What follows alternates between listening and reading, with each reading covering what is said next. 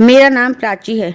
आजकल के ज़माने में अगर हम बच्चों पर ध्यान ना दें तो बच्चे गलत राह पर भटक जाते हैं। मैं भी बहुत परेशान थी क्योंकि मेरी बेटी की उम्र 16 साल थी। वह दिखने में सुंदर थी, बहुत सीधी और भोली भाली थी।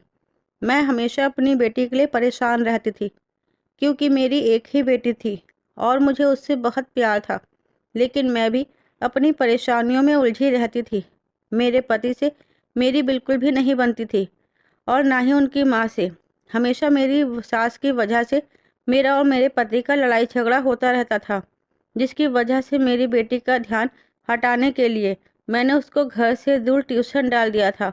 लेकिन फिर मुझे उसकी हरकतें कुछ ठीक नहीं लगती थी।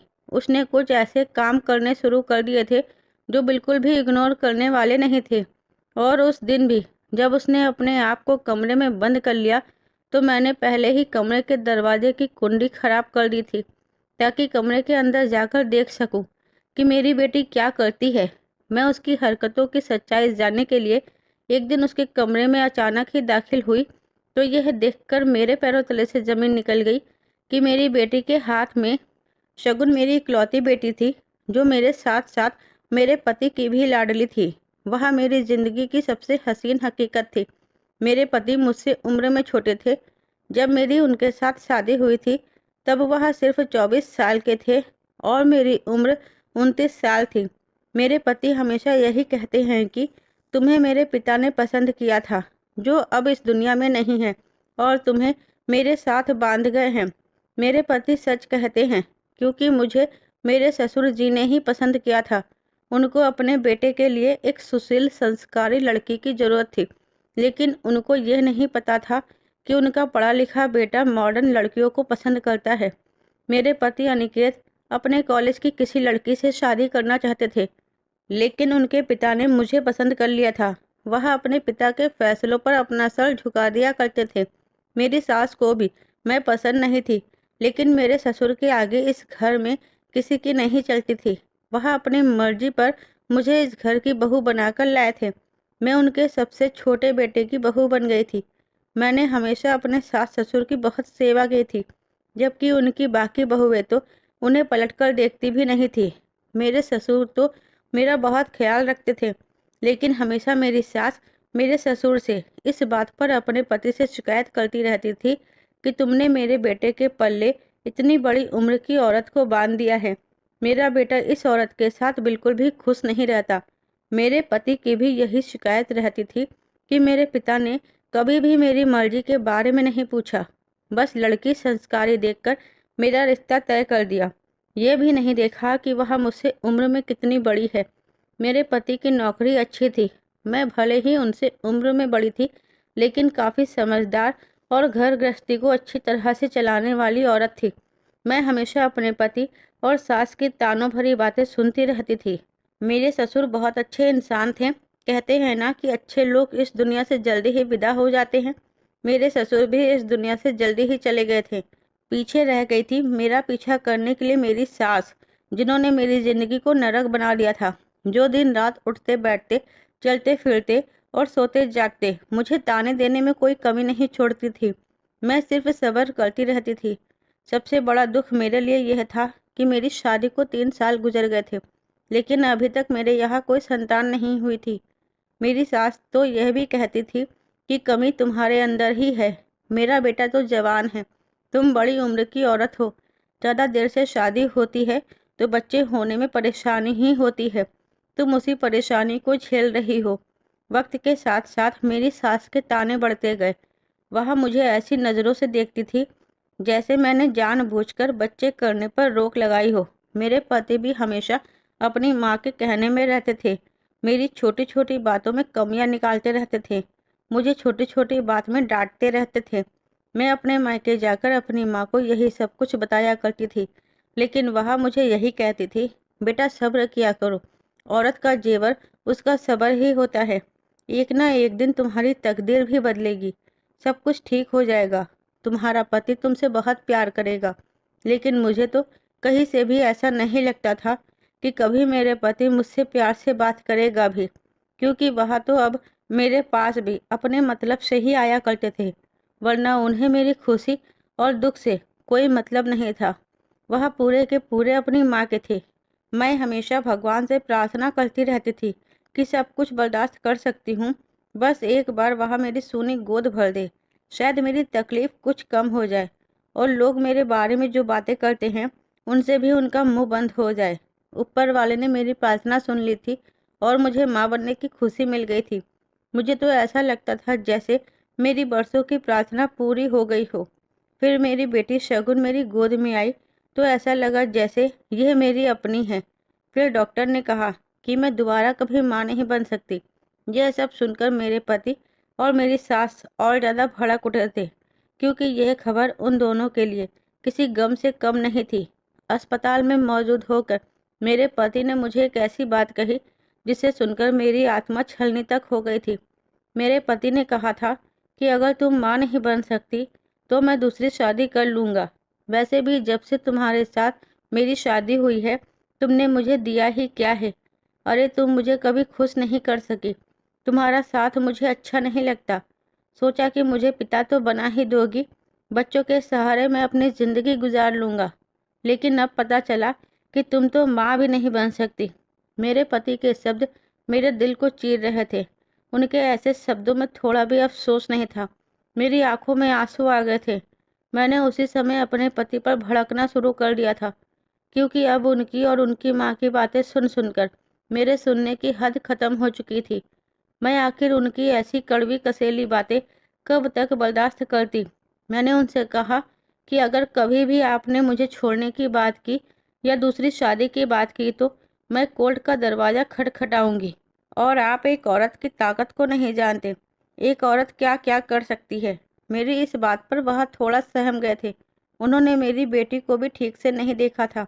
मुझे इस बात से कोई परवाह नहीं थी।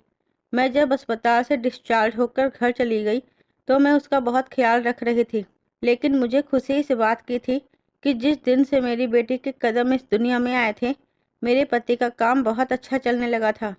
वह खुद ही इस बात से हैरान थे कि उनका प्रमोशन हो गया है और घर में पैसों की कोई कमी ना रही थी।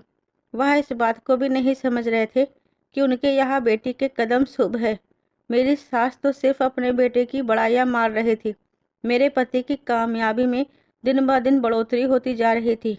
और फिर एक दिन ऐसा हुआ कि हमने अपना पुराना घर भी बेच दिया और दूसरे नए घर में शिफ्ट हो गए थे। ऊपर वाले का दिया हमारे पास सब कुछ था, लेकिन फिर भी मेरे पति और मेरी सास मुझसे खुश नहीं रहते थे। मेरी बेटी जैसे जैसे बड़ी हो रही थी, खूबसूरत और क्यूट होती जा रही थी। मेरी बेटी दिल की बहुत अच्छी थी। वह बहुत मासूम थी। मैंने देखा था कि मेरे पति शगुन के साथ खेलते थे, उससे बातें करते थे। शायद वह अपनी माँ से डरते थे, इसलिए वह ज़्यादातर चोरी चुपके ही उसके साथ खेला करते थे। यह सब देखकर मुझे यकीन हो गया था कि वह उससे प्यार तो करते हैं, मगर अपनी माँ से डरते हैं, क्योंकि उनकी माँ हमेशा उनके दिमाग में यही बात डालती रहती थी कि एक तो इसे अब आगे माँ बनने का सुख नहीं मिलेगा और इसने बेटी को जन्म दिया है। अगर बेटे को जन्म देती तो तुम्हारी पीढ़ी आगे बढ़ती। मैंने देखा था कभी वह अपनी बेटी से ना तो ऊंची आवाज़ में बात करते थे और ना ही उसे डांटा करते थे, बल्कि चोरी चुपके उसके लिए खिलौने भी लाया करते थे।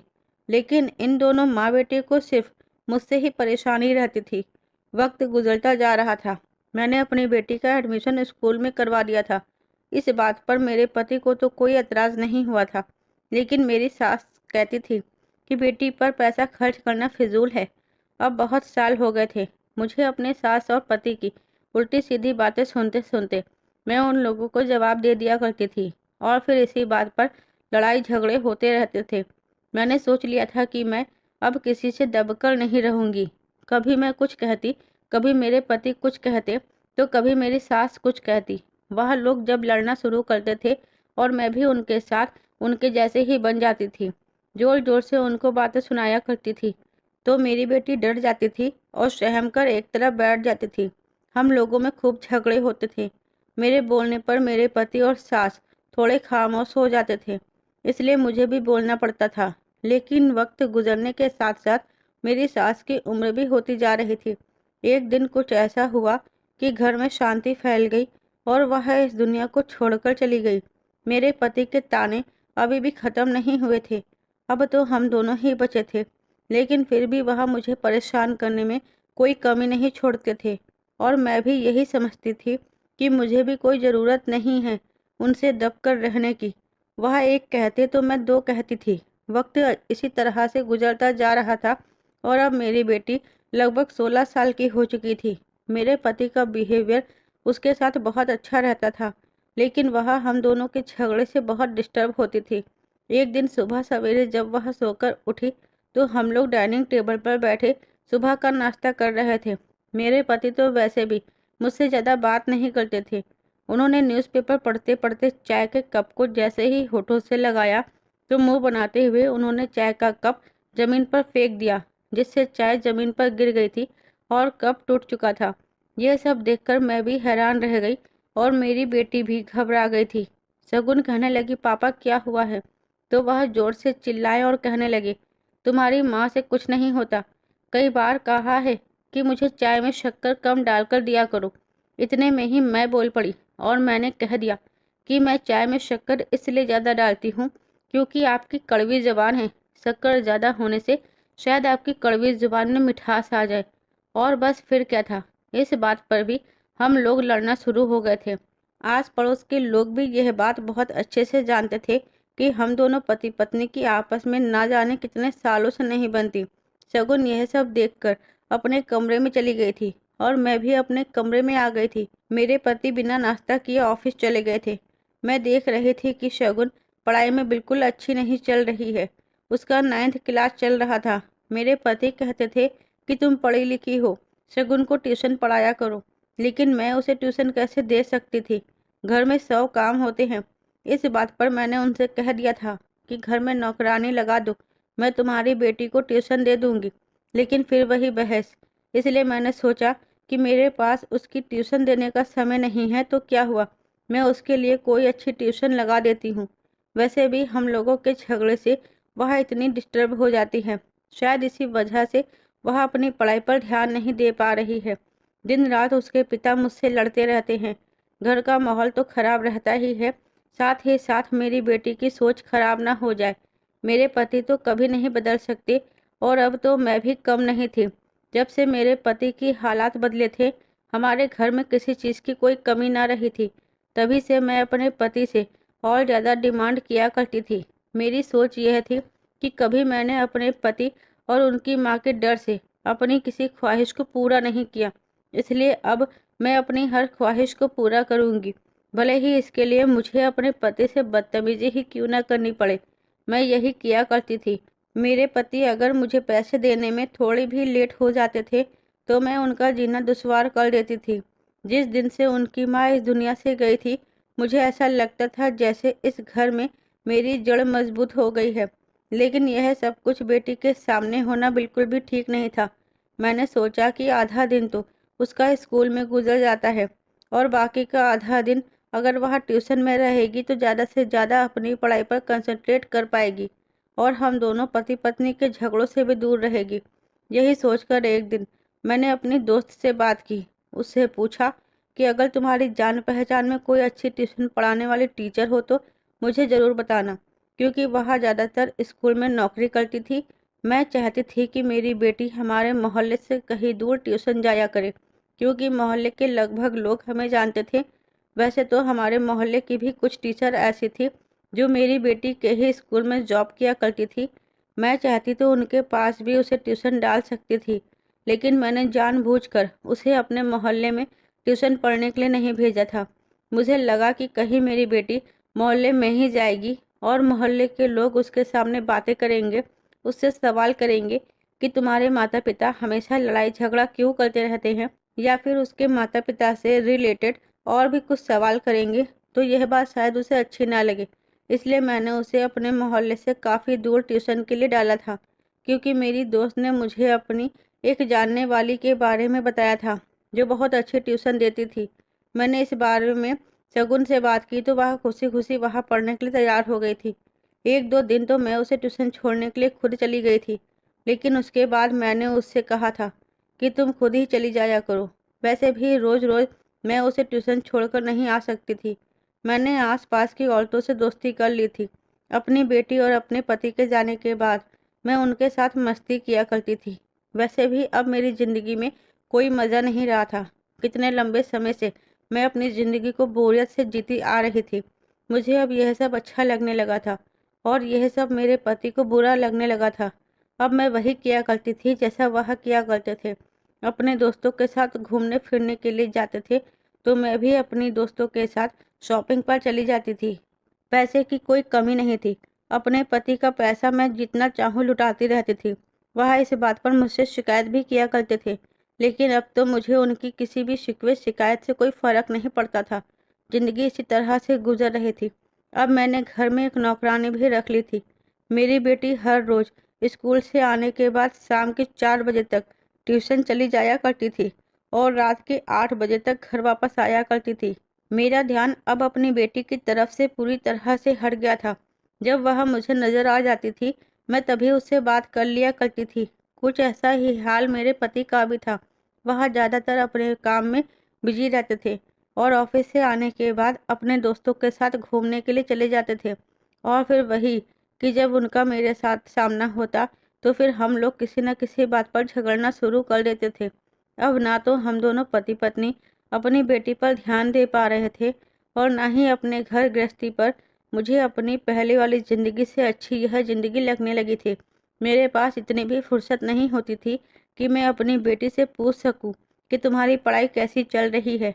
वह जब भी रात के समय अपने माता पिता के पास बातचीत करने के लिए बैठती तो हम दोनों ही उस पर ध्यान नहीं देते थे। एक दिन हम लोग डिनर कर रहे थे। जब वह डिनर करते करते हमें कुछ बताना चाहती थी, इतने में ही मेरे पति के पास किसी की कॉल आ गई।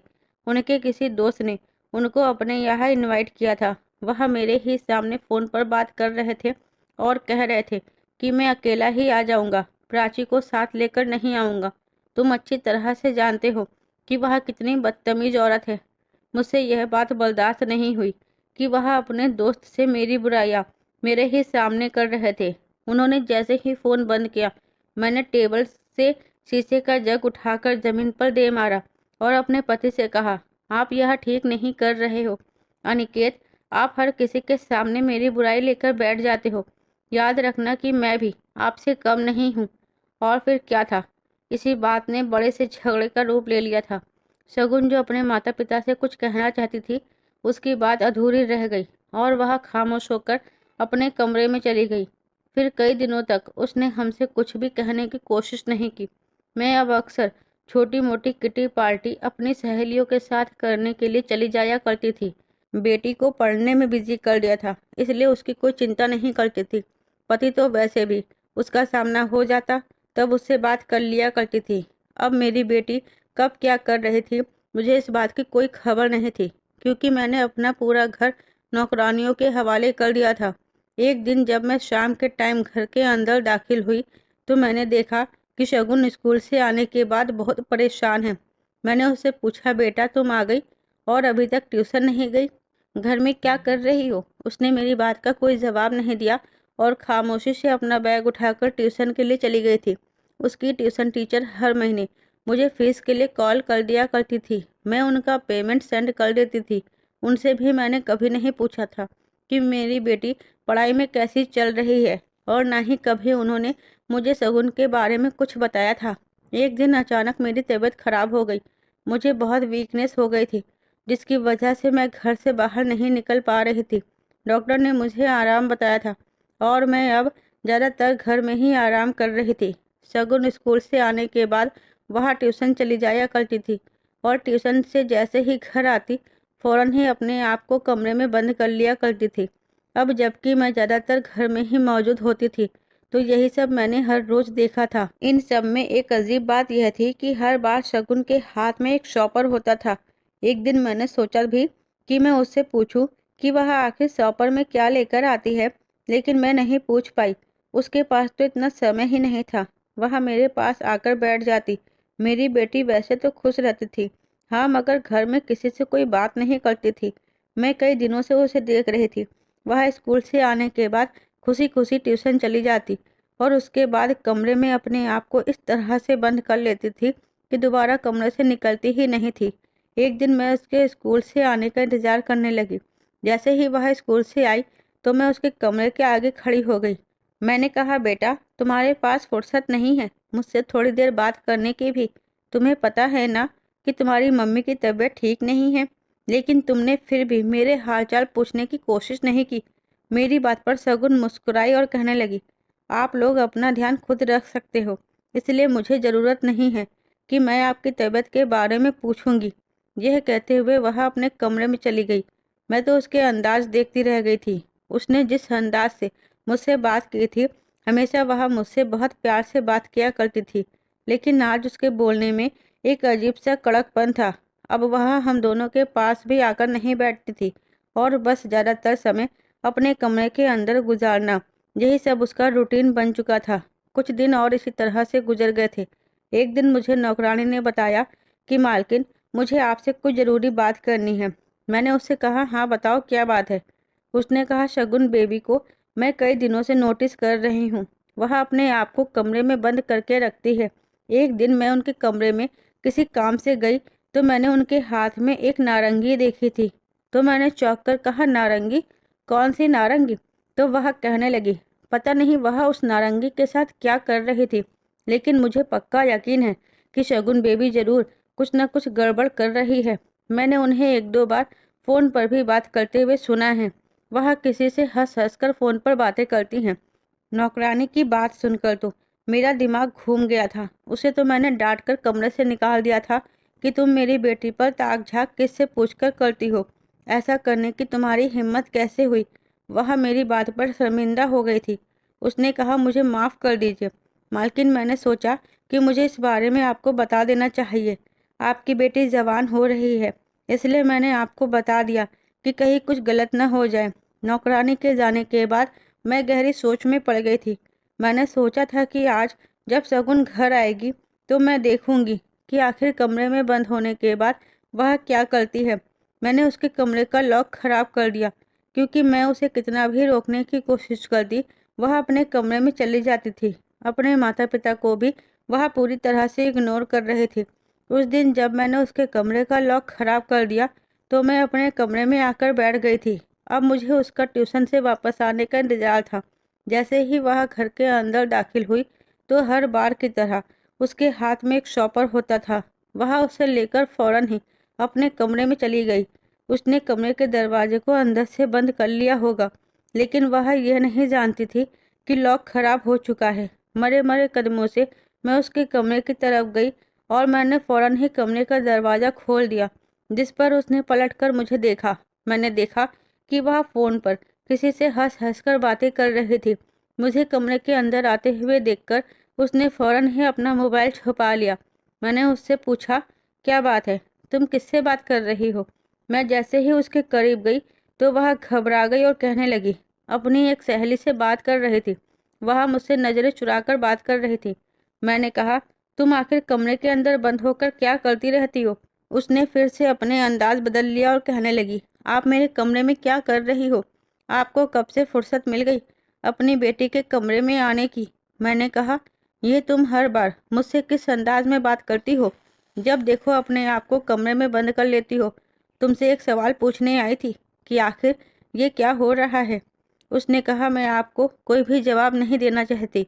यह कहकर वह कमरे से भी चली गई थी और उसने मुझे मेरे सवालों का कोई जवाब नहीं दिया था। अब मुझे न जाने क्यों शगुन पर शक होने लगा था कि ज़रूर कोई न कोई बात है। मुझे शगुन पर ध्यान देना होगा, कहीं ऐसा ना हो कि मेरी बेटी मेरे हाथों से निकल जाए। नौकरानी उसकी बातें पहले भी सुन चुकी थी, इसलिए मैंने उससे कहा कि तुम शगुन पर नज़र रखो, देखो कि वह किससे बात करती है और क्या बात करती है। मुझे याद आया कि नौकरानी ने मुझे नारंगी के बारे में भी बताया था। यह नारंगी का क्या सच था, इस बारे में भी मैंने नौकरानी से ही पता लगाने के लिए कहा था। नौकरानी ने मुझे 2-3 दिन के बाद खबर सुनाई। उसे सिर्फ इतना पता चला है कि शगुन जब भी घर के अंदर आती है तो शॉपर में नारंगी लेकर आती है, और वह नारंगी उसने शगुन के हाथ में कई बार देखी है। उसने मुझे बताया था कि एक बार मैंने शगुन बेबी को देखा था। उनकी तबीयत कुछ ठीक नहीं लग रही थी। मैं यह बात सुनकर दंग रह गई। मैंने कहा, जब उसकी तबीयत ठीक नहीं थी तो तुमने यह बात मुझे क्यों नहीं बताई? वह कहने लगी, मालकिन, इसलिए नहीं बताई क्योंकि उस दिन मैं आधे दिन से ही छुट्टी पर चली गई थी और फिर बाद में मुझे यह बात आपको बतानी याद नहीं रही। मैंने कहा, अच्छा, अब यह बताओ कि तुम क्या खबर लेकर आई हो। वह कहने लगी, मालकिन, जब शगुन मैडम ट्यूशन से आ गई थी तो मैं उनके कमरे में चाय लेकर गई थी। मैंने उनको दरवाजे से खड़े होकर खामोशी से फ़ोन पर किसी से बात करते हुए सुना था। उन्होंने कहा था कि वह कल ट्यूशन ज़रूर आएगी और लौटते हुए तुमसे भी मिलूंगी। मैंने कहा, वह किससे मिलना चाहती है। नौकरानी कहने लगी, अब यह तो मुझे नहीं पता, मैं इतनी ही जानकारी हासिल कर पाई हूँ। मैंने कहा, अच्छा ठीक है, अब जो करना है वह मुझे ही करना होगा। मैंने इस बारे में अपने पति से बात करने की कोशिश की। मैंने उनको बताया कि मुझे कुछ दिनों से शगुन की हरकतें ठीक नहीं लग रही है, आप जरा उस पर नज़र रखें। मेरी इस बात पर मेरे पति शोर मचाने लगे, कहने लगे, तुम उसकी माँ हो, तुम्हें उसकी परवाह करनी चाहिए।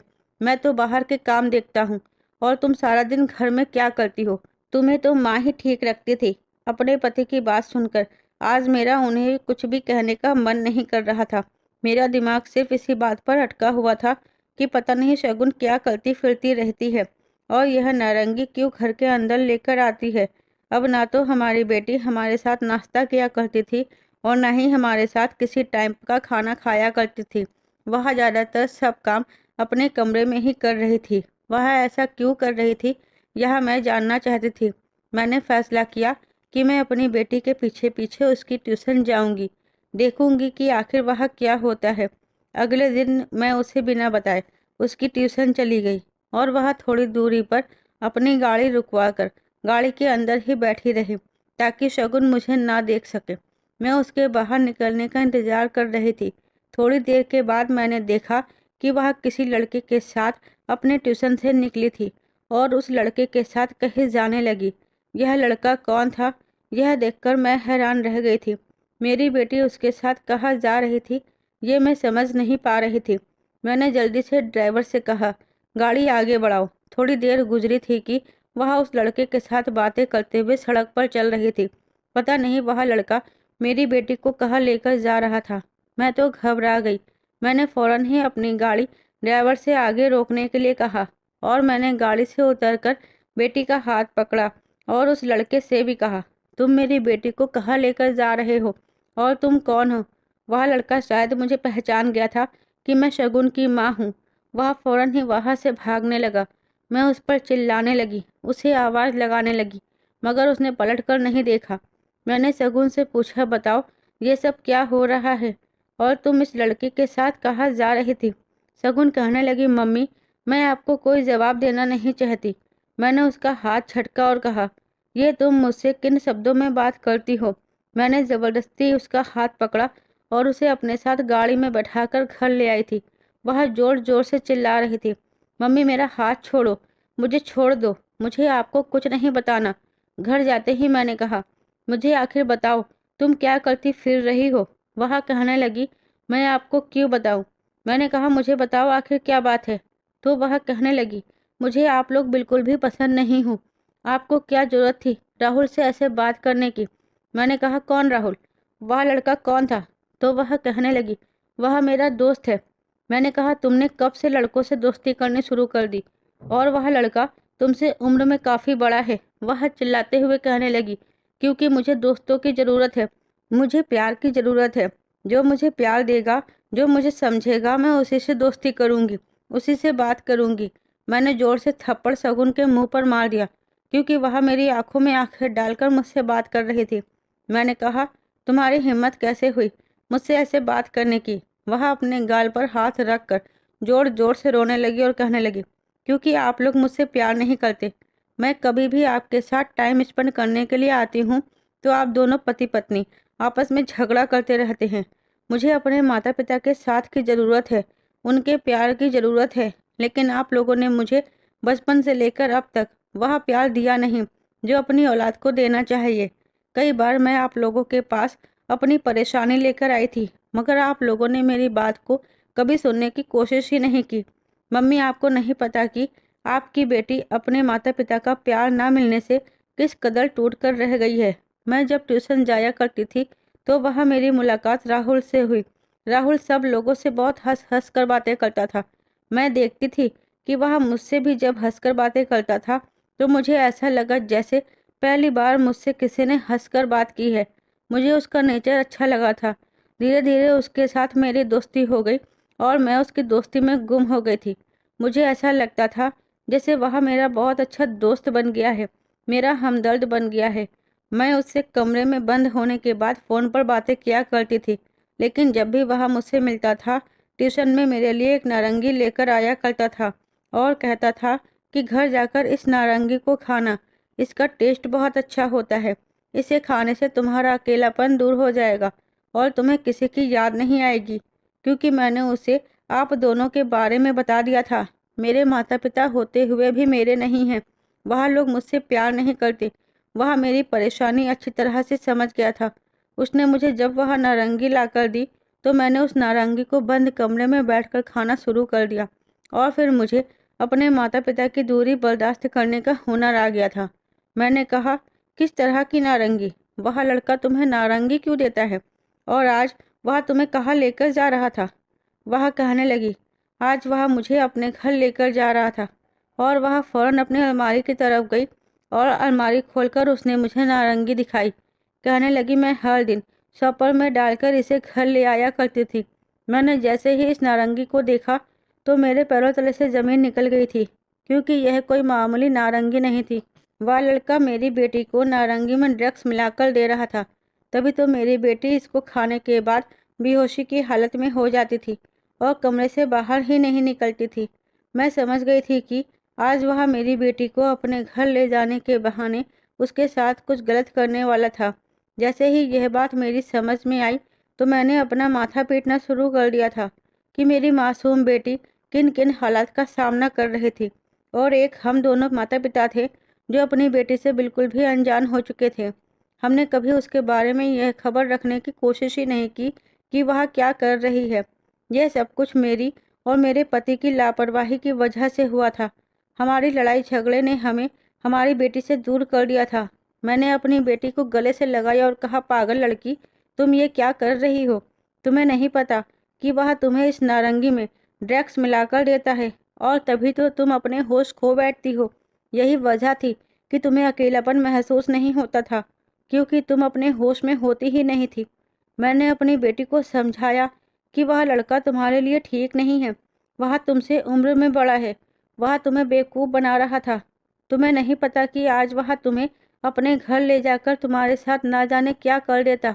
यह तो अच्छा हुआ कि मुझे तुम पर शक हो गया और मैं तुम्हारा पीछा करते हुए तुम्हें पकड़कर यहाँ ले आई। मेरी बेटी रोते हुए कहने लगी, इस सब का जिम्मेदार आप लोग हो। आप लोगों ने ही मुझे ऐसा करने पर मजबूर किया है। मैं अपनी बेटी की बात सुनकर खामोश रह गई थी। वह बिल्कुल सच कह रही थी। इतने में ही मुझे अपने पति के घर के अंदर दाखिल होने की आवाज़ आई।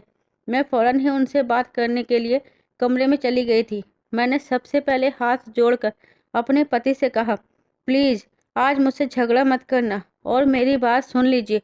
मैं रो रही थी। मेरे पति इस बात पर हैरान रह गए थे कि आज मेरी आंखों में आंसू कैसे हैं। मैंने उनको शगुन के बारे में सब कुछ बताया और कहा कि यह सब कुछ हमारी लापरवाही की वजह से हुआ है। आज बहुत बड़ी दुर्घटना होने से बच गई है। यह तो अच्छा हुआ कि वह लड़का मुझे देखने के बाद वहाँ से भाग गया, वरना न जाने क्या होता। पूरी बात सुनने के बाद मेरे पति की आंखों में भी आंसू आ गए थे। हम दोनों के झगड़े ने हमारी बेटी को हमसे दूर कर दिया था और उसे बदगुमान भी कर दिया था। प्लीज़ अब आप मुझसे झगड़ा मत करना। झगड़ा करना छोड़ दीजिए, क्योंकि मैं अब कभी भी आपसे झगड़ा नहीं करूँगी। मुझे नहीं पता था कि हम दोनों के झगड़ों का असर हमारी बेटी की ज़िंदगी को बर्बाद कर देगा। मैंने फिलहाल तो उसे समझा दिया है और वह नारंगी भी उठाकर मैं अपने साथ ले आई हूँ। यह कहकर मैं हाथ जोड़कर फुट फुट कर रोने लगी थी। मेरे पति मेरे सामने आए। उन्होंने मेरे हाथ पकड़ लिया और कहने लगे, तुम ठीक कह रही हो। मुझे नहीं पता था कि हम दोनों के झगड़े का असर मेरी बेटी पर कुछ इस तरह से होगा। मैं भी कभी तुमसे कोई झगड़ा नहीं करूँगा। मुझे माफ़ कर दो, क्योंकि मेरा बिहेवियर शुरू से ही तुम्हारे साथ सख्त रहा है। तभी तो तुम भी मेरे जैसी ही हो गई हो। लेकिन अब हमें अपनी बेटी की खातिर सुधरना होगा। चलो, हमें उससे माफ़ी मांगनी चाहिए। हम दोनों एक साथ मिलकर शगुन से माफ़ी मांगने के लिए चले गए थे। हमें देखकर वह हैरान रह गई थी। जब हम दोनों ने उसके आगे हाथ जोड़कर उससे माफ़ी मांगी तो उसने हमें माफ़ कर दिया था। उसने कहा था कि मुझे सिर्फ अपने माता पिता के प्यार की ज़रूरत थी, मुझे आप लोगों का साथ चाहिए। मुझे ऐसा लगता था जैसे मैं पूरी तरह से अकेली हो गई हूँ, इसलिए जो मुझसे प्यार से बात कर लेता था मैं उसी पर विश्वास कर लिया करती थी। हम दोनों ने अपनी बेटी से माफ़ी मांग ली और उसने हमें माफ़ कर दिया।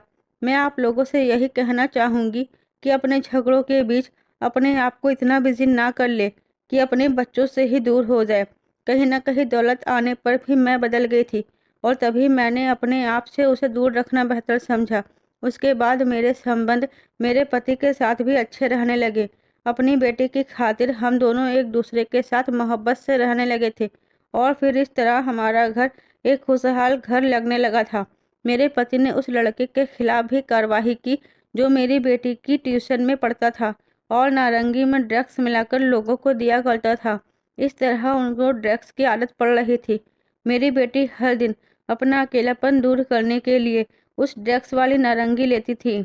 मेरे पति ने पुलिस के साथ मिलकर उसे पकड़ लिया और ट्यूशन में भी वहाँ जिन लड़के लड़कियों को बहाने से ड्रेस बेच रहा था उनको भी अरेस्ट कर लिया गया था।